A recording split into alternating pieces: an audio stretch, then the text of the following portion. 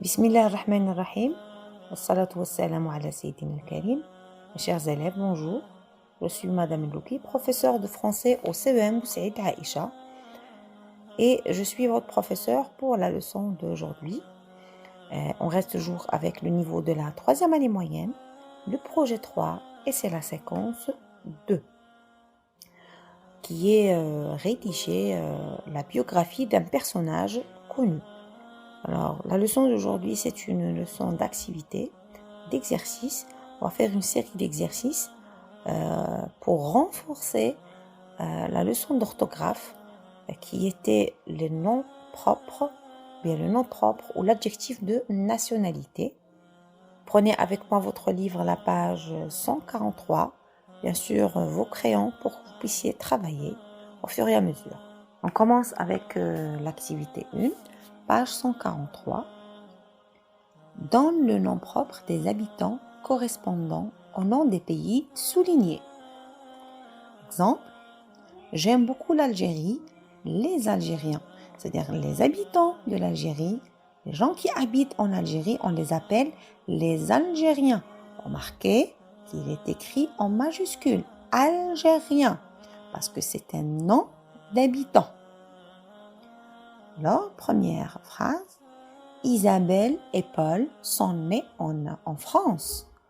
Donne-moi le nom des habitants de la France. Comment je les appelle? Anna adore l'Espagne. Les. Je connais bien le Maroc. Les. Vous connaissez le Portugal? Les. Le touriste découvre la Turquie. Non? Je te donne un petit moment pour réfléchir et répondre.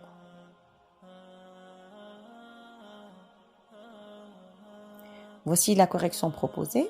Isabelle et Paul sont nés en France, les Français. Anna adore l'Espagne, les Espagnols. Je connais bien le Maroc, les Marocains. Vous connaissez le Portugal, les Portugais. Le touriste découvre la Turquie, les Turcs. Voici, ils sont tous écrits en majuscules parce que ce sont des noms d'habitants. Maintenant, activité numéro 2, toujours dans la page 143. Complète avec l'adjectif de nationalité qui convient. Maintenant, on va donner l'adjectif de nationalité. Ce n'est pas un nom, c'est un adjectif. Alors, je ne l'écris pas en majuscule, il s'écrit en minuscule, à partir du nom de pays qui est entre parenthèses. J'aime la cuisine Italie, surtout les pâtes. C'est-à-dire, à partir du nom propre qui est Italie, donne l'adjectif de nationalité. L'ami de votre frère est Brésil. Oui, il habite à Rio de Janeiro. C'est, vous aimez le sud, Algérie? Oui, surtout le Tassili. Nadia étudie dans une université Tunisie.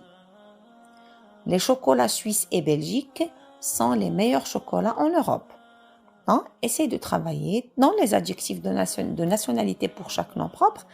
Tu peux consulter par exemple un dictionnaire ou bien un site internet, pourquoi pas, si tu trouves une difficulté. Voici la correction proposée. J'aime la cuisine italienne, surtout les pâtes. Ça, c'est un adjectif de nationalité. Un Italien, une Italienne. L'ami de votre frère est brésilien. Oui, il habite à Rio de Janeiro. Brésilien, brésilienne. Un double N, E. Très bien. C. Vous aimez le sud algérien? Oui, surtout le Tassili. Un Algérien, une Algérienne. Nadia étudie dans une université tunisienne. Un Tunisien, une Tunisienne. Les chocolats suisses et belges sont les meilleurs chocolats en Europe. Un Suisse, un Belge. On termine. L'activité numéro 3, page 143. Recopie le texte suivant en mettant les majuscules en nom propre. Bien sûr, les noms propres s'écrivent toujours en majuscules. Dans ce texte, ils sont tous en minuscules. Essaye de les identifier et puis transforme-les en majuscules. Allez, on commence la lecture. À Paris, au musée de Louvre, le visiteur japonais ou américain peut admirer les œuvres diverses les sculptures de l'Égypte ancienne ou de Grèce, les peintures de tous les pays, Italie, Hollande, Allemagne et surtout la fameuse Joconde. Et voici la correction proposée. À Paris.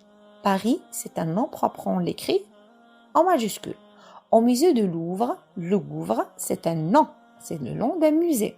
Le visiteur japonais ou américain, ils sont des adjectifs de nationalité, je les laisse en minuscule, peut admirer des œuvres diverses, des sculptures de l'Égypte, majuscule, ancienne ou de Grèce, majuscule, des peintures de tous les pays, Italie, Hollande, Allemagne et surtout la fameuse Joconde qui est une œuvre d'art, hein, c'est un tableau.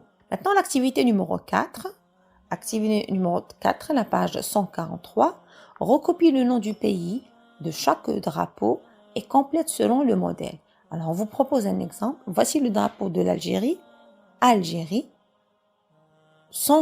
Maintenant, le nom du drapeau, c'est un drapeau algérien et les habitants, on les appelle les Algériens.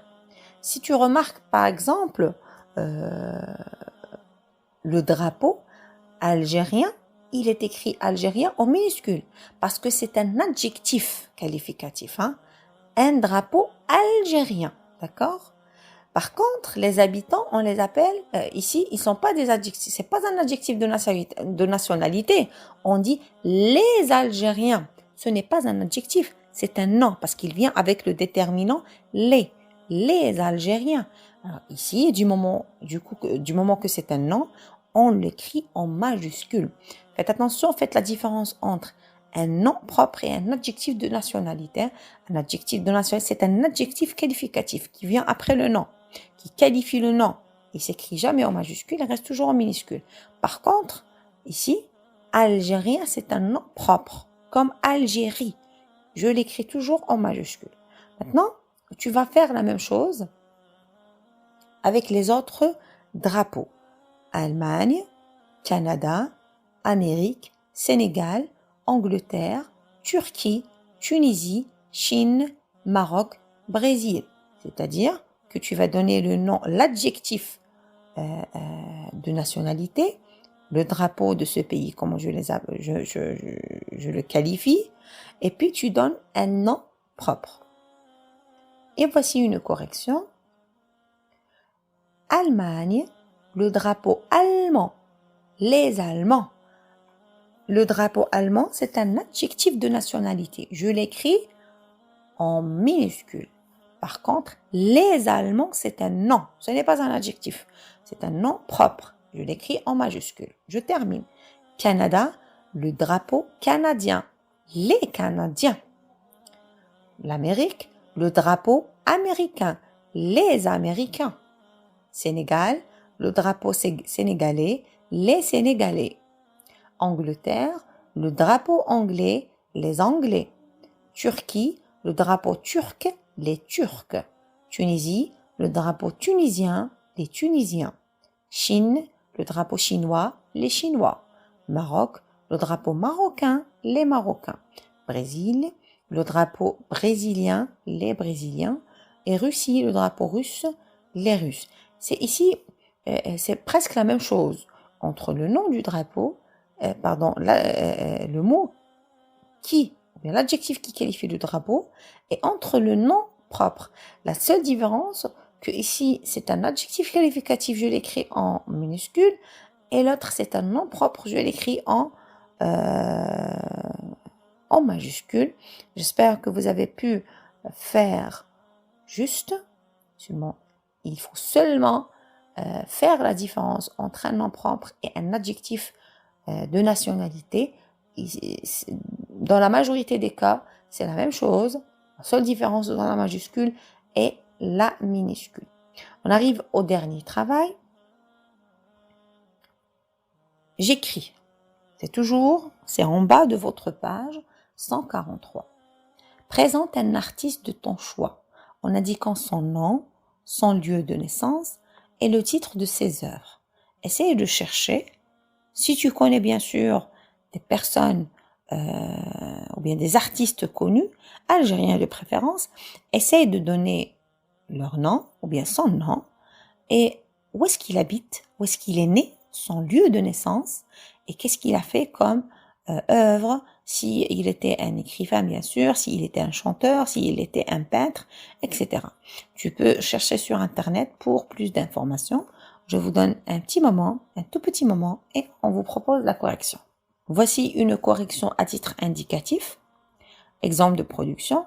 Abdelhamid Ben Haddouga est né le 9 janvier 1925 à Al Mansoura dans la région de Borj Bouarerij.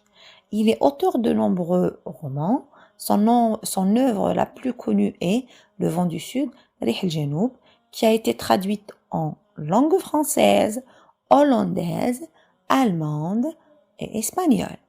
Il est décédé en 1996 à Alger. Maintenant, je vous propose la photo, bien sûr, de Abdelhamid Ben Haddouga. Il est algérien. Et maintenant, ma leçon d'aujourd'hui, j'espère que vous avez bien travaillé avec moi, que vous avez pu obtenir assez d'informations. Je vous dis au revoir à une autre leçon, Inch'Allah.